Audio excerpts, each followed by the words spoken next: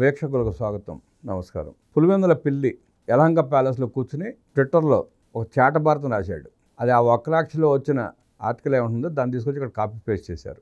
వైద్య ఆరోగ్య శాఖలో వైద్య రంగానికి, వైద్య కళాశాలలకి తానే ఏదో పితామహుడినైనట్టు తన తాత తన తండ్రి ప్రజల్ని వంచి వెన్నుపోట్లు పొడిచి మోసం చేసి సంపాదించిన ఆస్తులు అమ్మి ఈ కాలేజీలు కట్టినట్టు బెళ్ళప్పించుకుంటూ ఒక ట్వీట్ చేశాడు. ఆ ట్వీట్ సారాంశం ఏముంటుందో మనకు తెలియదేముంది? ప్రతి అక్షరం అబద్ధమే ఊపిరిగా బ్రతుకుతున్న జగన్మోహన్ రెడ్డికి ఆ ట్వీట్ వేయడంలో ఆశ్చర్యం ఏముంది? ఆ ట్వీట్ కింద కామెంట్ చూసా. ముందు ఆ కామెంట్ చదివిన తర్వాత అసలు వాస్తవాలు ఏంటో ఒకసారి చూద్దాం. ఆ ట్వీట్ కింద కామెంట్ ఏంటంటే, అయినా నువ్వు ఉండేది 5 అడుగులే కదా, 8 అడుగుల ట్వీట్ వేస్తే ఎలా జగన్ రెడ్డి అంటూ ప్రశ్నించాడు ఒక నెటిజన్. సరే, ఆ కామెంట్ని మీరు ఎలా ఆస్వాదించినా అసలు వాస్తవాలు ఒకసారి పరిశీలించుకుంటే ఆయన ఏం రాశాడో క్లుప్తంగా చూస్తే, ఎన్సీబీఎన్ గారు అనుకున్నంత పని చేశారు. సంపద సృష్టిస్తానని ఎన్నికలకు ముందు కళ్ళబొల్లి కబుర్లు చెప్పి తీరా అధికారులకు వచ్చిన తర్వాత ప్రజల ఆస్తులను పప్పు బెల్లాల మాదిరిగా మీ వాళ్ళకు కమిషన్ల కొరకు దోచిపెడుతున్నారు. నువ్వు ఏం మిగిల్చావని కమిషన్ల కింద దోచిపెడతారు జగన్ రెడ్డి? నువ్వు మట్టానికి అడుగంట నాకేసావు. ఎక్కడ ఎవరు నాకడానికి కూడా ఏం మిగల్చరా?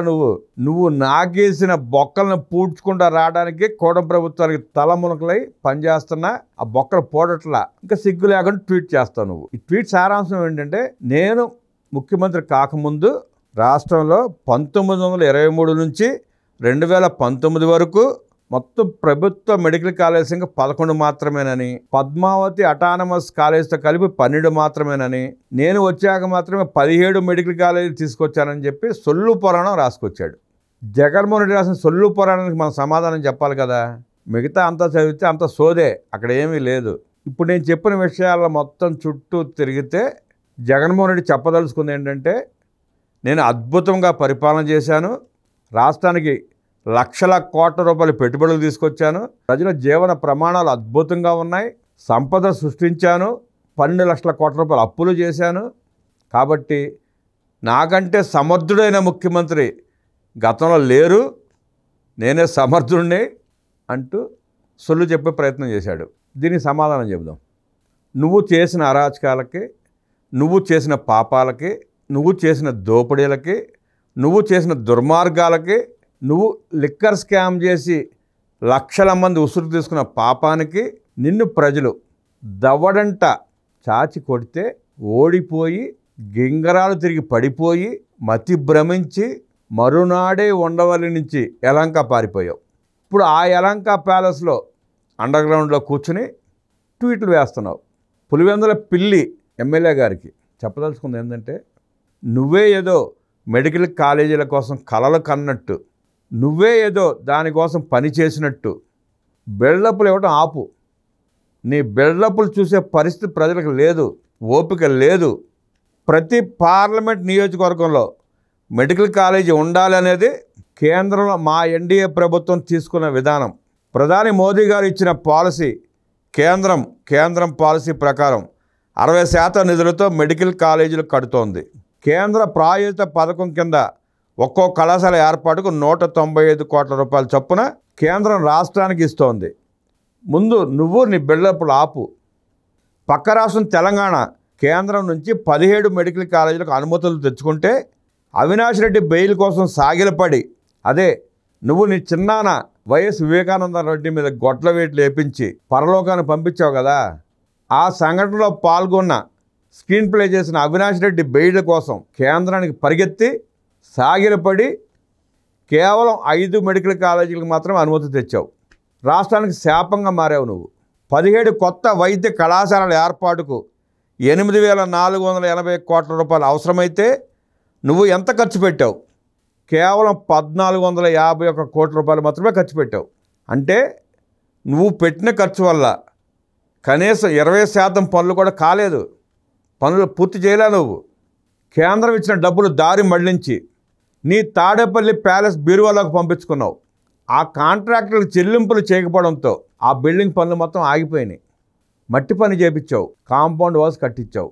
మట్టి పనుల్లో డబ్బులు బాగా మిగులుతాయి కాబట్టి నీ మంది చేత ఆ మట్టి పనులు చేపించి ఆ డబ్బు దిగమింగేశావు. అసలు నువ్వు బిల్డింగ్లే కట్టకపోతే, ఆ బిల్డింగ్లే పూర్తి చేయకపోతే అనుమతులు ఎవడిస్తాడు?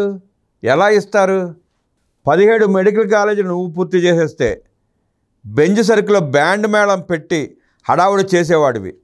వైసీపీ హయాంలో మెడికల్ కాలేజీల నిర్మాణాలు ప్రారంభించారు తప్ప ఒక్కటైనా పూర్తి చేశారా? సగానికి పైగా కాలేజీల నిర్మాణం పునాది దశలోనే ఉంది. నిర్మాణం పూర్తి కాకుండానే గత ఏడాది రాజమండ్రి కళాశాల ప్రారంభించావు. ప్రస్తుతం 2వ సంవత్సరం విద్యార్థులకు తరగతి గదులు లేవు.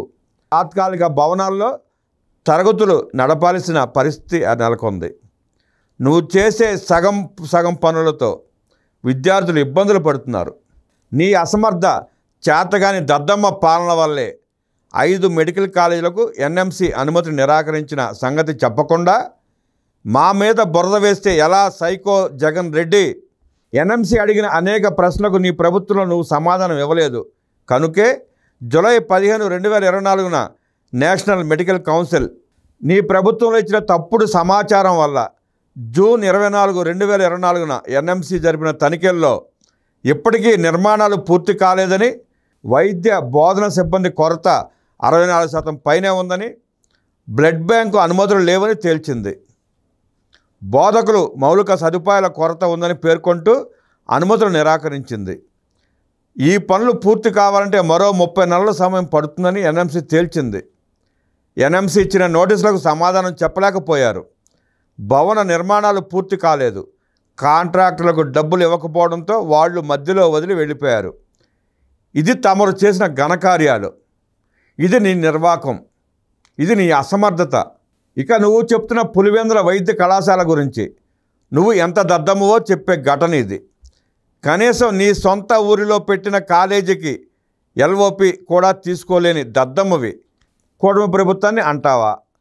పులివెందుల వైద్య కళాశాలలో ఎంబీబీఎస్లో ప్రవేశాలకు నీ ప్రభుత్వం అనుమతి కోరితే తరగతుల నిర్వహణకు తగ్గట్లు నిర్మాణాలు జరగకపోవడం, బోధన సిబ్బంది కొరత తీవ్రంగా ఉన్నందున తనిఖీల అనంతరం ప్రవేశాల నిర్వహణకు ఎన్ఎంసీ నిరాకరించిన సంగతి నిజం కాదా? 48% బోధనా సిబ్బంది కొరత ఉన్నది నిజం కాదా?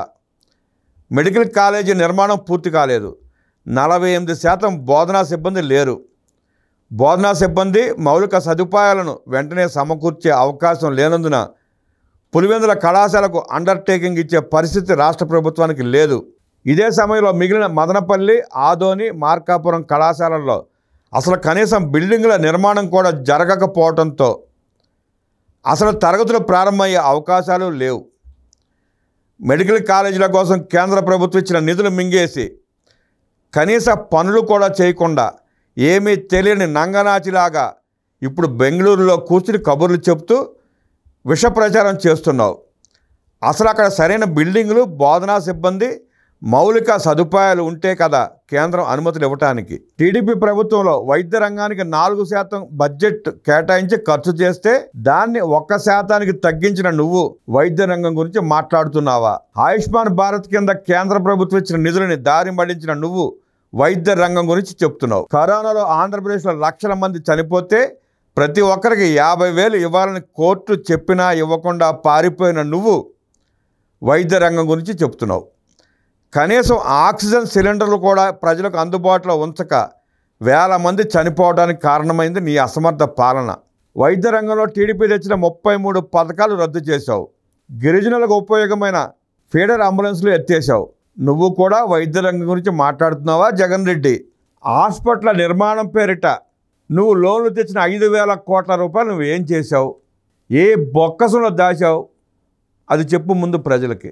ఆడలేనమ్మ మధ్యలో ఓడన్నట్టు నీ చాతకాని చవట దద్దమ్మ పాలనతో రాష్ట్రాన్ని నాశనం చేసింది కాక వాళ్ళ కూటమి ప్రభుత్వం అనేక కార్యక్రమాలు చేస్తూ ఉంటే నీ కళ్ళలో నిప్పులు పోసుకుంటా నీ కడుపు మంట తీర్చుకోవడానికి అవాకులు చవాకులు పెరితే వినడానికి, విని భరించడానికి ప్రజలు సిద్ధంగా లేరు. జగన్ రెడ్డి మైకు ముందు కూర్చుని 2 క్షణాలు సరిగ్గా మాట్లాడలేని నువ్వు ఇంత పెద్ద ట్వీట్ వేయడం ఆశ్చర్యంగాను వింతగాను ఉంది జగన్ రెడ్డి.